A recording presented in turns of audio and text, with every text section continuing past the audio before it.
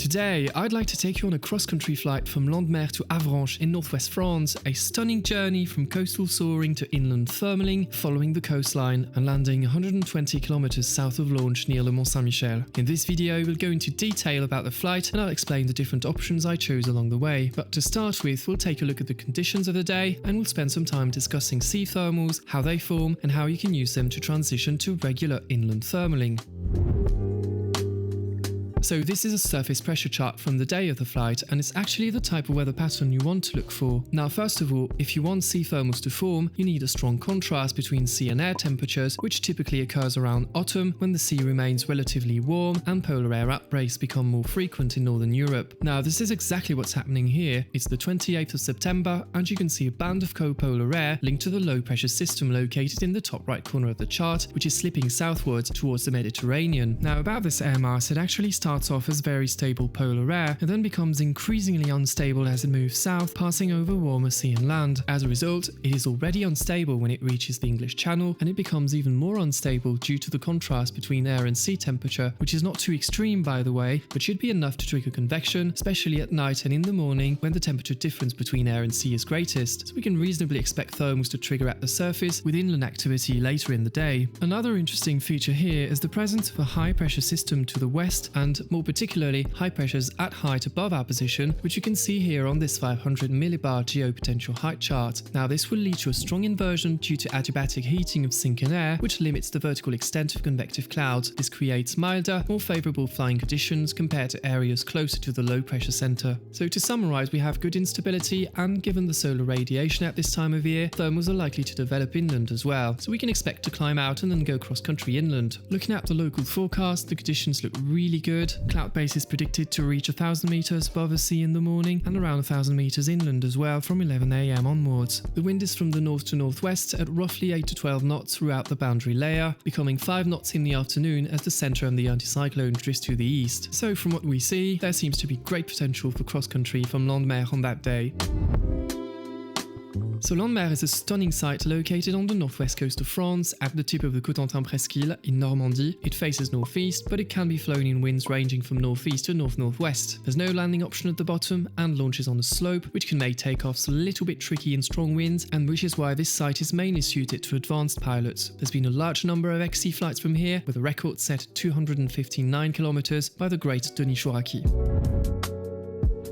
So here we go, just taking off from Landemer. It's 10 in the morning, and the reason why I've chosen this time is I want to be in the air at the right moment to transition from sea thermals to inland thermals. Now sea thermals are strongest early in the morning, but there wouldn't be much thermal activity inland before 11. On the other hand, you don't want to take off too late, as sea thermals will become too weak to climb out because of the decreasing contrast between sea and air temperatures. So it's all about hitting the right window, which through experience I've found to be between 11 AM and 1 PM. Now the wind is much more cross than expected, coming from the northwest onto this northeast facing ridge, so I head towards the left side of the site to find a slope that aligns better with the wind. Now the strategy here is to fly figures of 8 along the ridge, searching for thermals, just like you would do at a normal flatland site.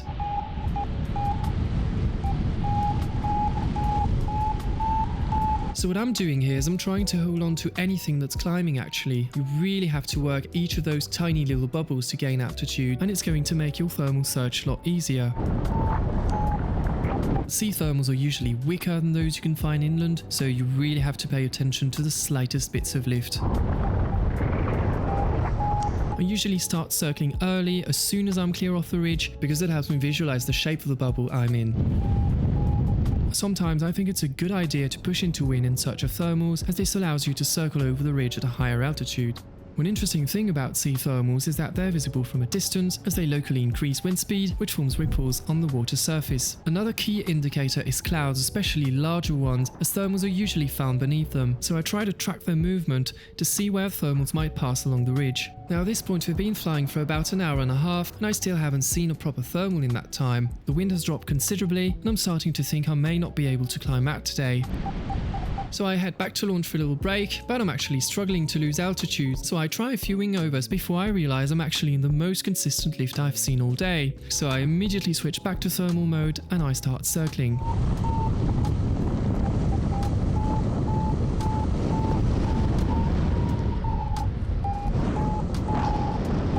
So it's actually fairly wide and consistent. I'm on a 1 meter a second climb, but passing 300 meters, it starts to weaken a little, and I'm only climbing at 0.5 meter a second on average. So I start questioning whether I should stay in it or return to the ridge, but despite the weak climb, it's actually pretty wide and steady, so I decide to take the gamble and stick with it, hoping it strengthens with altitude. I'm climbing very slowly, but after a while the climb becomes more consistent and I eventually reach cloud base.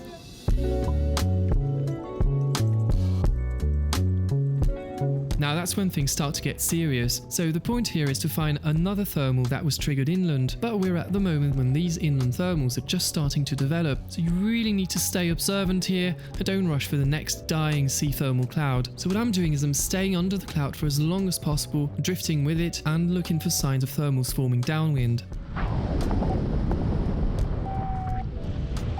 So I'm finally heading for a line of cumulus clouds forming ahead. It's not very well defined, but I have no other option at the moment, so I'm going for the transition anyway. Again, this is probably one of the trickiest parts of the flight, as inland thermals are just forming, so I'm getting ready for some scratching and preparing to hold on to anything that's climbing. I find another climb at around 300 meters above ground level. Now you can really feel the difference compared to the more established sea thermals. It's far bumpier and narrower, and the overall sensation is just different. So I'm going to spend some time here trying to find a good core, paying attention to the tiniest bumps, and after a few minutes exploring the area, I finally spot a bird that is circling downwind, so I gently drift towards its position, and I indeed find a much better thermal underneath.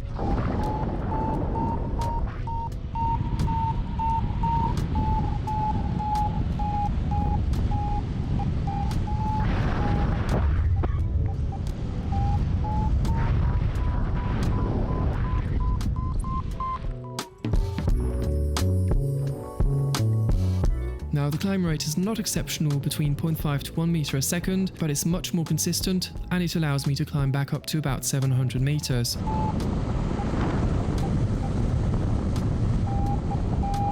Now I'm going to stay at that altitude for quite some time. I'm on a good line, I'm not descending, but I can't find a proper thermal that will take me up to cloud base. And after about 15 kilometers of scratching between 5 to 700 meters, I finally find a decent thermal and climb back to cloud base at around 1000 meters.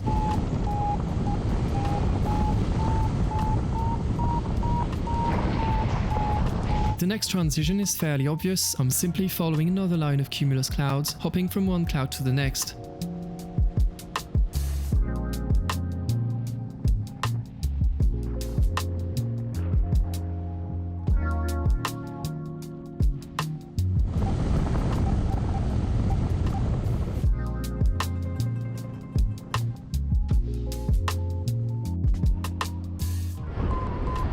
I reach Lessay, which is about 45 kilometers from takeoff at around 1000 meters above sea level. Now clouds are starting to spread out a bit, so I try to remain on the sunny side of that big grey cloud to the left.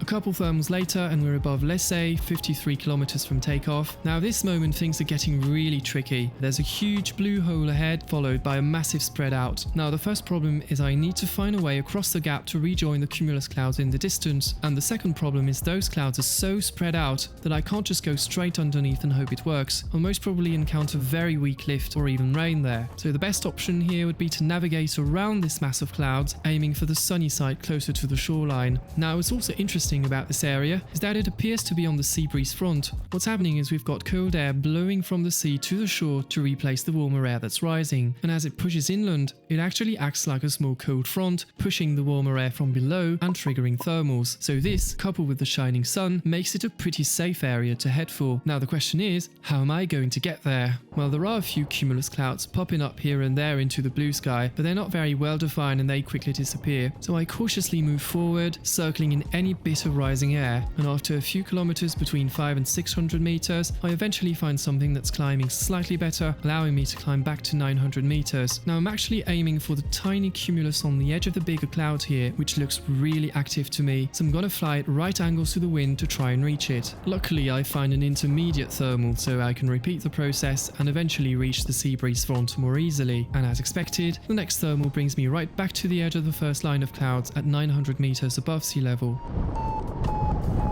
So now, the plan is to follow the boundary between the main line of clouds and the sea breeze where I expect thermals to trigger. There are small cumulus clouds developing on the sunny side, just on the edge of the main cloud, and these are the ones that I'll be targeting for the rest of the flight. So we are 80 kilometers from takeoff, and again, I find another great thermal by pushing towards the shoreline, which brings me back up to cloud base at around 1,000 meters.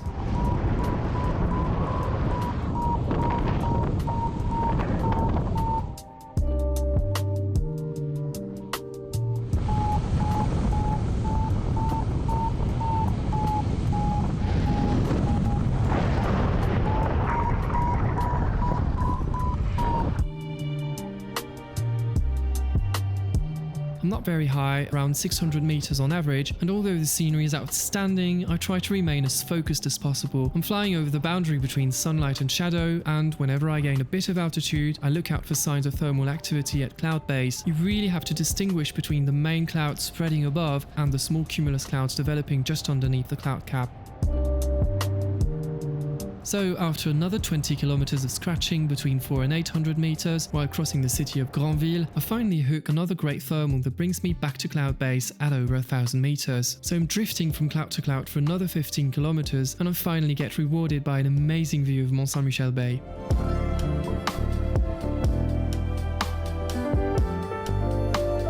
So I've been flying for 6.5 hours now, and I've almost reached my destination. I don't want to go too far inland to the south, so I'm thinking about bringing the flight to an end at this point. I can see a few clouds in the distance closer to the shore, so I'm flying towards them to see if I can get nearer to Mt St-Michel and enjoy the panorama for the rest of the flight. Well, I do manage to find a few patches of lift here and there, but I'm probably lacking concentration or motivation at this point. I'm mostly flying through the bubbles without paying much attention, and eventually I end up in some really strong sink and I'm forced to land just a few kilometers north of Avranches. Alright, that's it for today. Thanks for watching. I hope you found this video interesting and informative. Fly safe, and I'll see you in the next one.